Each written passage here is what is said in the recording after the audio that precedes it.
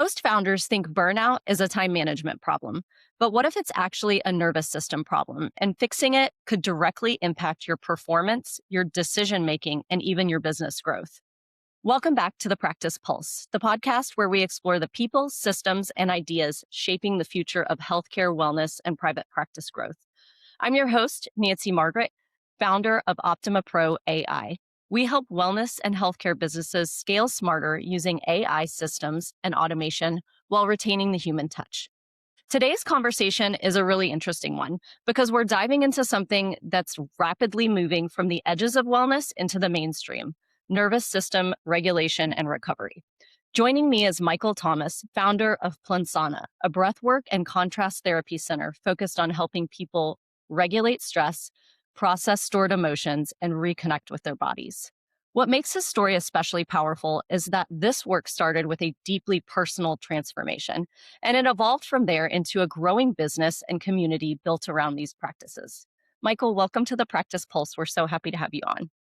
Thank you, Nancy. I'm so happy to be here. Awesome. So I'd love to start actually with your origin story behind the work. You shared a little bit in our initial call that breathwork and contrast therapy came into your life during a really pivotal moment. Can you talk through what that turning point looked like and what first led you to explore these practices? Yeah, of course. I mean, like most of us, I think we have an idea of what we think our life should look like. And for me, it was, you know, getting the degree, getting the business, getting the cars, the house, the wife, the dog, all the things, Yeah. just checking off the boxes. And through that process, you kind of lose yourself a little bit and you're just running on autopilot at some point. And my my relationship with my wife kind of came to a screeching halt when we decided to get divorced. And it wasn't something that I ever planned for. I remember having a conversation before we got married because I came from a divorced household. If we're going to do this, like it says in the vows, like till death do us part kind of Yeah. thing, sickness and health. And that was really the direction that I was headed. And I was committed to that journey. And unfortunately, there was nothing I felt like I could do at that time to salvage or save the marriage. And when that started to go south, everything else in my life started to crumble beneath me as well. From my businesses that I started and just my connection with myself, connection with my kids, everything just really started to fall apart and crumble. And I found myself in a really deep, dark, depressed state. I didn't want to do anything but lay in bed and stay at home. And so there was this need that I had to fulfill to get out of that. And through my journey and through this process, I started to just research how to really like release stored trauma, stored emotions that was trapped inside my body. Cause that's what it felt like. I felt trapped. I felt broken and trapped inside my own body. And as I did some research, I started to find this information around breath work and contrast therapy. And I thought that that was very interesting, so I continued to dive a little deeper into that space. And it was my first breathwork workshop that I attended where I started to see this huge transformation and shift, because especially as men, we like to hold on to our emotions and not really share them, and we just keep Yeah. them like we're trying to be the tough guy, right? And from that process and that way of being raised, there was just so much I was holding on to that I didn't even realize. But it was definitely the beginning of a journey and a light at the end of the tunnel, if you will, for me finding breath work and cold exposure and the Awesome. Thank you for sharing your story. I know sometimes it's difficult to relive some of that and talk through it, but I appreciate you taking the time to explain that because I do find that a lot of the most meaningful businesses are really sparked by some kind of catalyst in the founder's life that really changed the trajectory of the path they were on in a good way. They were able to find their way because of something like that. So thanks for sharing that.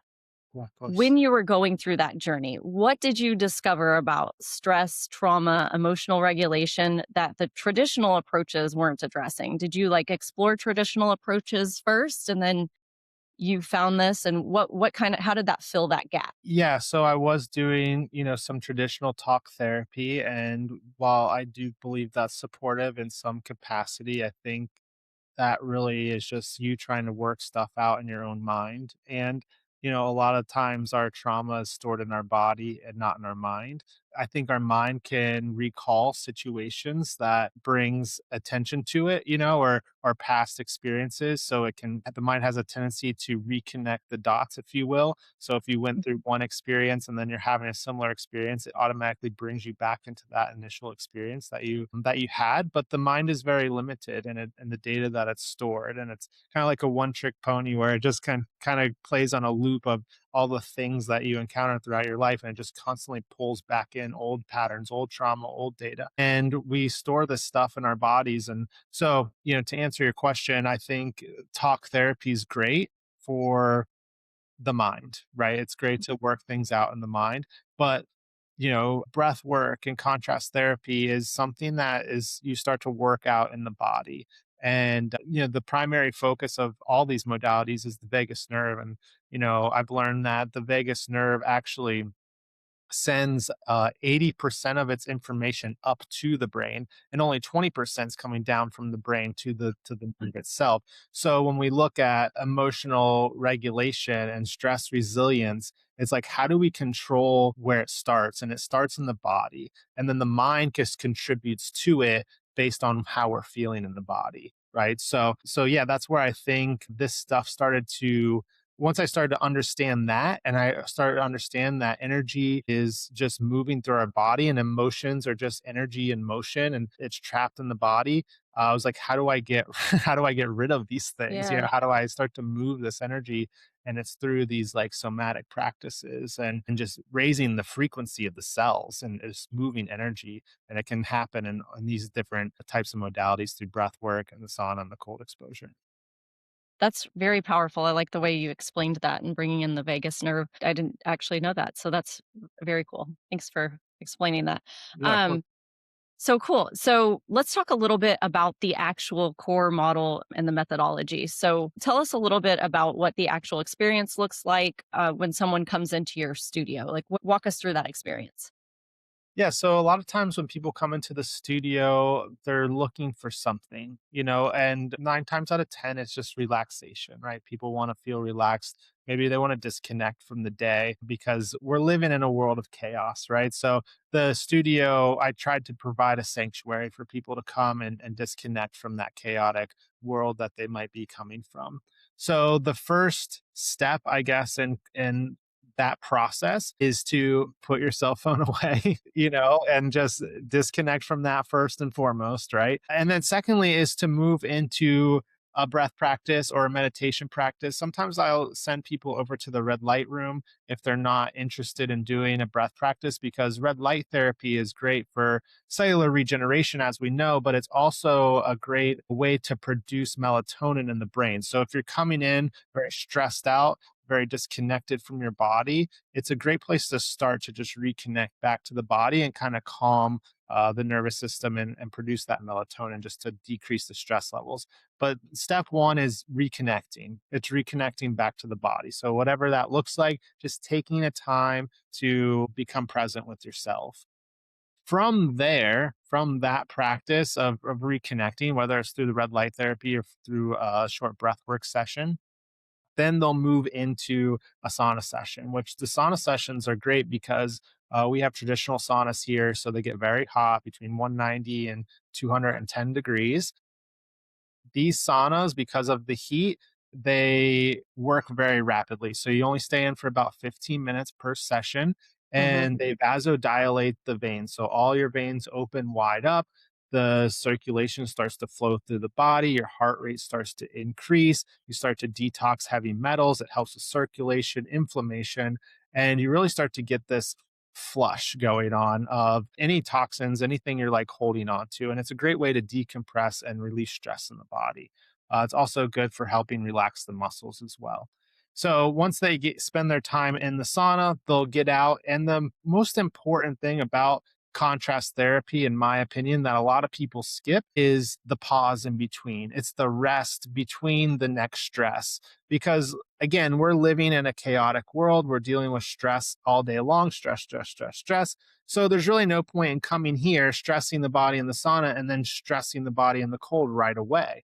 Uh, Right. So, what I always teach is giving some time and space in between the sessions. So, you'll go in for the sauna session. When you get out, you actually spend some time to let the body regulate naturally, because this is where the benefit of contrast therapy and some of these modalities really have a powerful impact, is by stressing the body and then regulating it naturally. So, you stress the body in the heat, you come out, you regulate it naturally through the breath and let your heart rate relax, and you come back down into a state of peace and relaxation. Once you get to that space, then we go to the cold. So again, you're already connected to the body through the breath. Now the sauna, now you're getting into the cold. With the cold, you really want to focus on your slow exhales. You want to get all the way down in the water, because, again, we're trying to stimulate that vagus nerve, activate the dive reflex. This is going to spike cortisol levels when we first get in, but ultimately lower them overall. And through this process, the veins have an opposite. They do the opposite. They vasoconstrict. All the blood from your extremities goes to the core of your body to protect your organs, because your body's like, I can live without my hands and my feet. I can't live without my heart, kidneys, lungs, those things, right? So the opposite happens, but also great for poor circulation, inflammation. It literally flushes all the blood out of these areas. So if you're dealing with any of these symptoms of arthritis or inflammation or poor circulation, it's going to be made known through the cold. And I always say the cold is a great identifier to see what's going on in the body. And yeah, for your first time, it can be painful, but for the most part, most people can get through it. It's really just getting out of their mind, reconnecting to their body, focusing on the slow exhales. And we stay for about 2 to 3 minutes in the cold water.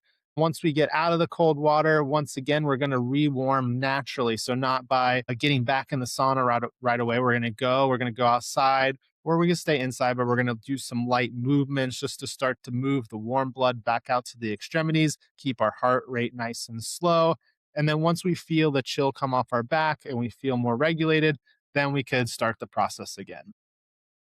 Awesome. Okay, so then would you do several circuits of that, or does it just depend on the person and what they're looking for? Yeah, it does depend. Actually, this board behind me, which you can kind of see, has 4 different circuits on it, depending on what you're looking for. And so it just kind of switches up the order, the duration, the amount of times that you go through it. But yeah, most people will do like 2 rounds, is pretty average of that. But there are people that just come in for 1 round. And then there's some people that just come in sauna some days, and some people that just come in cold plunge some days. So this process is really about listening to your body. And also, I am a firm believer that you kind of do whatever you don't want to do, right? Because if you find yourself in the same habit, you let your groove become your rut, and there's no real progress there. So if you come in and your normal deal is to do some breath work or red light, then get in the sauna and get in cold plunge, like, I'll say, hey, let's switch it up today and let's do cold plunge first, right? I do think there's benefit in always ending cold, because the cold's going to continue to work for you throughout the day. It's going to boost your metabolism. It's going to keep burning calories. And you're also building brown fat in the body, which is fat cells filled with mitochondria. Those things are going to continue to happen with the cold, whereas you won't get those same benefits when the sauna. You get out of the sauna, kind of the benefits of the sauna end at the end of that session. Interesting. Okay. It's great to hear some of the physiology behind all these different practices, and I like the way that you have them, put together in a specific sequence, but then it's like, okay, but let's switch it up to make sure that we're doing what's best for your body at the time that you come in. So, very cool. I love when we can tailor a program to a specific patient or client, because humans are just so different, and day by day, minute by minute, we're different. So it's great that you're taking that approach of really addressing people where they're at. You mentioned some really interesting stuff there. Breathing technique for different emotional states is one of the things that you talked about on our intro call. Can you talk a little bit about where that would show up? Yeah, of course. So you can classify breath work into 3 categories, right? It's either an upregulating breath, a down regulating breath, or a balanced breath. And the way you can look at this is, for example, if you need more energy or if you need clarity or focus, you might want to do like an upregulating breath activity to increase the energy, right? if you're trying to go to sleep or calm down or relax the nervous system, or you're feeling stressed out or anxious, then you probably would want to do more of a down regulating breath activity, right? Because we want to come down. And a balanced breath is like equal parts. Like it might contain a little bit of up regulating activity and a little bit of down regulating activity, right? To balance the breath out. Or it could simply be a balanced breath where you're taking equal inhales to exhales. The most optimal breath that the human body needs is like a 5.5 second inhale and a 5.5 second exhale. And that's the resonance of your organs. That's where you can match your resonance with your breath to your heart and your kidney and your lungs, right? So this is a really powerful breath. It's usually called resonant breathing or coherent breathing, but it's just this very balanced inhale, exhale. I like to call them conscious breaths because no one naturally breathes for 5.5 seconds in and 5.5 seconds out. So it's a conscious decision to do that. But if you can take a little bit of each day, and it could be like morning, afternoon, and evening, just focusing on 1, 2, 3, 10 of these breaths, it could really change the trajectory of how you're feeling and your life in general. That's very interesting. Yeah, I work with a longevity doctor and she does VO2 max testing. And then she, one of the things that she was like, you need to do breath work every day. And I had never done that before. I was like, okay, I'll try it. But yeah, she talks about like the training and learning like apparently my breathing coordination is like only, 68% or whatever. So I'm trying to work on my breathing coordination, which was something I didn't even think you could work on, because I think most people think of breathing as just this involuntary thing that you don't really have any control over. But it's kind of empowering to see someone like you say, okay, well, here are some different things that we can do to really optimize the way that we're breathing and helping our bodies in that way. Uh, so do you walk people through like the different types of like do you do different breathing techniques there in different sessions, or is this something that you like teach them to do on their own or both? Both. So when they come in, if they're coming in on their own, I have pre-recorded breath tracks on like an MP3 player, and they can select between the state that they want to achieve, right? So if they're looking for sleep, relaxation, if they're looking for more clarity, more energy, like depending on what they want their outcome to be, Right. they'll pick a breath work track that's going to include a breath for that specifically. With people one on one, or if I do a guided class, depending on again what the outcome is of that guided class or the one-on-one session, I'll suggest different breath techniques. So it really is tailored to whatever the experience is. The Okay. Awesome. So tell us, if you don't mind, not any personal information, but tell us what kind of like maybe a specific type of transformation that you've seen someone that comes in and is incorporating these practices consistently and how they've had some success. oh man, there's so many. Honestly, probably a core memory of mine though, I had this half day New Year's Day retreat 2 years ago here at the space, and I led a breathwork session. There was other workshops going on that day. It was a whole half day experience, and I led my breath session. And shortly after this, a little old lady came up to me. I mean, she had to be close to 80 years old that came for this workshop, right? And she found us on Facebook, or I can't even remember, but just through an ad that we were running. And she was like, Michael, she's like, I have to tell you something. And I was like, okay, what's that? She's like, this is the first time I ever felt like I breathed in my entire life. She's like, I've been the weight of so many people, my husband, my kids, my grandkids, all this stuff. She's like, I never fully breathed in my life until today. And it was just like one of those moments where it just hit me. It was a really powerful statement, because to think that this lady has lived 80 years and not felt like she's had a full breath. I mean, imagine, And so that was a really powerful experience for me and obviously for her. And there's so many more, like that, just between people seeing past loved ones through breath sessions and reconnecting with them. I've had just people telling me the craziest stories and experiences while they're in the meditative state of the breathwork journey. So much trauma release, so much grief just gone. It's just such a powerful tool. I've had people reconnect with religion in a different way than they ever have before. So it's, yeah, there's something to it. And I never tell people what they should experience. I let them experience whatever is meant for them to experience on their own. And I don't ever want to put any sort of idea in their head of what potentially could happen. I tell them about the sensations they'll probably experience during a breath session, but I never tell them what to expect as far as, because it's everybody's own individual journey and different things happen for different people for different reasons. Yeah, so more recently, I've created my own method. It's called the vagal method. It's really primarily focused around the vagus nerve. And so I've created four different breath protocols specifically for resetting the vagus nerve. You mentioned the VO2 max score. I've actually created two tests of my own.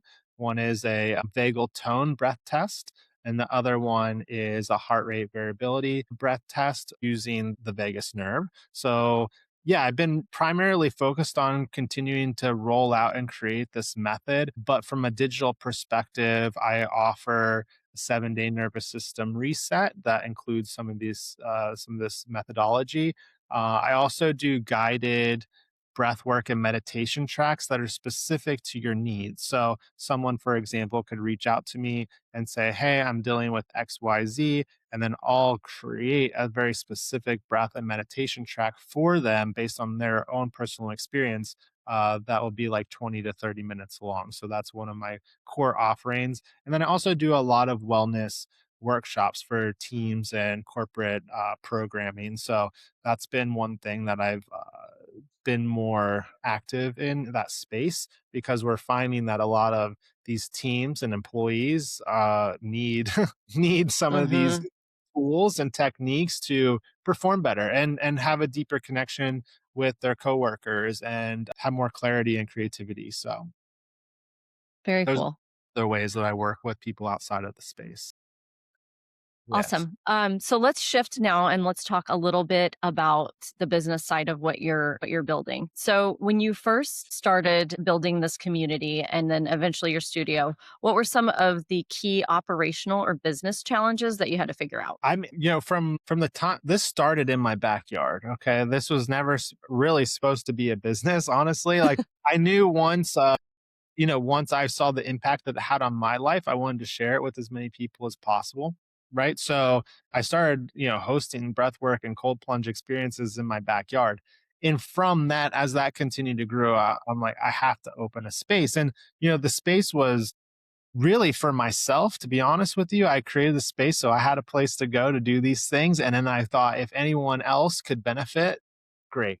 That was my reasoning. And so I opened the space, and yeah, sure enough, people were coming. And, it wasn't until, about a year and a half in or 2 years into it that I was like, "Oh, this is a business," and I've ran businesses before. I used to work in private equity. I opened up restaurants, co-working spaces, small boutique hotels. Like I've been in that world. I've owned my own digital marketing agency and screen printing company.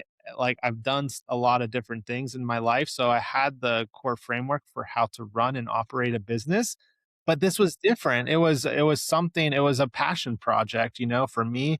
And it did take me some time to be like, shoot, like there's actual expenses starting to happen, and I'm starting to grow this thing, and obviously there's a liability piece to it all. So yeah, it did take me a minute to realize, hey, this isn't just like some willy-nilly passion project. Like you're creating something here, right? So I would say it took about a year and a half to 2 years for that shift to even happen. And now, going into our third year, there's really been more of a focus on from a business lens or business perspective of how we can really make the guest experience special and how we can get more people inside of the space to experience it. But before it was really just word of mouth and social media of how we got our first, people inside the space. Awesome. So, what kind of systems are you putting in place now to do that, to kind of drum up some new business and then also retain the clients that you currently have? So obviously, we're leveraging a lot of AI technology at this. Hmm. We've done a lot of work on the website from an SEO perspective, so we're ranking. We're spending a lot more time on gathering those reviews and staying relevant within Google and different search engines.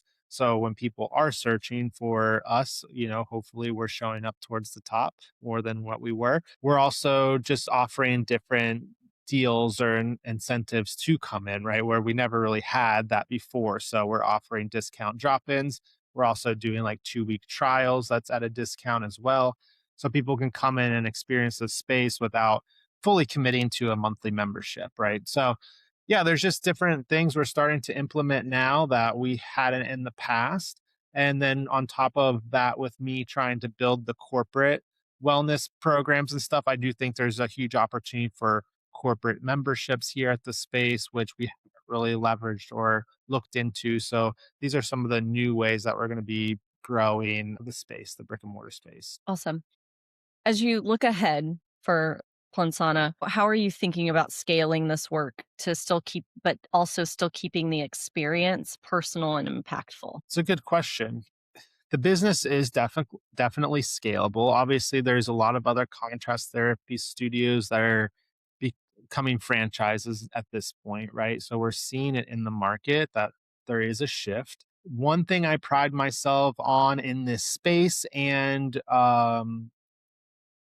just in general is the education, the safety piece, because there's a lot of gyms and contrast therapy studios that they're just throwing the stuff together. They're investors, but there's really no knowledge base around the science and the understanding of what actually is happening to the body. Could there be any underlying pre-existing conditions that could be harmful to somebody, right, to experience or go through this process? And I think it's similar to the CrossFit model, whereas we saw when CrossFit first became a thing, everybody was just opening up a CrossFit Mhm. gym. But then people started to get hurt because there was really Mhm. no procedure or regulation around it, and they had to really dial it back in. And now to call yourself a CrossFit gym, you have to go through a yearly recertification. You have to pay to be a part of the organization, to be a CrossFit gym.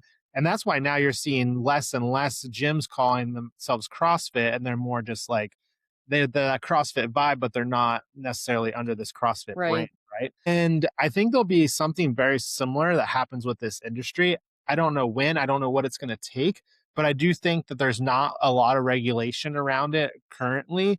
And I do think that there will be a time where there will be. So I think there's going to be this opportunity for education and certification. And I really see Plunsana, if it doesn't continue to grow as a brick and mortar space, it's going to continue to grow as an educational avenue for other contrast therapy studio owners and operators. My goal for Plunzana is to really create some sort of corner hold of this educational certification piece, right? So, whatever that might look like, or whatever needs to be put in place to protect some of these other studio owners, that's what I see Plunzana growing into eventually. But for as a brick and mortar space now, we'll just continue to, provide the service and the education here. And then if there's opportunities to expand into another location or even expand into this existing location, because there's other parts of this space that I could take over, that Mm. that could also be something that we look into. Okay, awesome. I love that you brought up the point of, really doing your research and understanding, who you're working with and the limitations they might be working with so that you're meeting them again where they're at. So, I think that's important for anyone that's looking at opening any kind of clinic or studio in the wellness space to make sure that they're working on that. So, and I also love the idea of regulating it, and maybe that's something that you could be on the forefront of. It sounds like you've done a lot of research there in that space.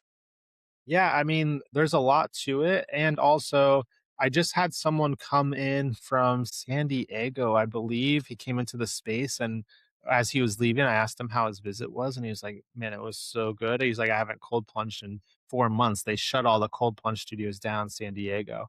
And I was like, "What, really?" He's like, "Yeah, they released new regulation and none of the studios complied with the regulations, so they all got shut down." And so sure enough, like I went and did some more research. And this has been a thought of mine for a long time now that this was going to happen. And we're already starting to see some of this. So yeah, I looked it up and sure enough, anything cold plunges deeper than 17 inches, which obviously isn't very deep, is considered a pool. There needs to be a lifeguard on duty. They have to be certified in cold exposure, like a protocol to, you know, go through the process if someone was to go into hypothermia or something like that, right? They'd have to have CPR certification. The pools need to be on 24-hour circulation and filtration, which, a lot of these plunges aren't, they don't do that where they're on 24/7. So yeah, there was like a lot of reasons why these places, and they all got shut down, because none of them complied with the what the new regulation was. So I do think that there could be more of that happening. I'm in Florida, so I will probably be one of the last states to adopt that.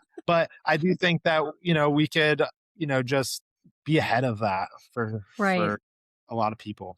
Yeah, getting ahead of those regulations and making sure that you're creating a safe space for people to get their needs met. That's very cool. Okay, thanks for some more insight into this industry. You just know all the things. All right, so we're gonna wrap up with a lightning round. So these are just quick, short answers. All right, here we go. Are you ready? I'm ready. All right. What's one myth about breath work or cold exposure that you would like to eliminate forever? I would say that breath work is not work. I'd say, breath work's hard and, you have to be committed to it, right? So if you're going into a breathing practice and you're not a little uncomfortable, you're not doing it right. So I would say, yeah, like it is work. It's just like any other muscle, right? We're trying to work it out. It does take effort. Nice. Okay. What habit keeps you steady when the stakes are high? So I do breath work. I try to do it as much as possible every day. I have a signature protocol that I use for myself, but I think ultimately if I can continue just to come back to regulation, because that's what it's all about, because life's going to continue to throw things at you and it's how we process and move through that experience. And so if we always have this core thing to come back from, or come back to, I should say, then yeah, you have a foundation. You have a foundation to continue to jump off of.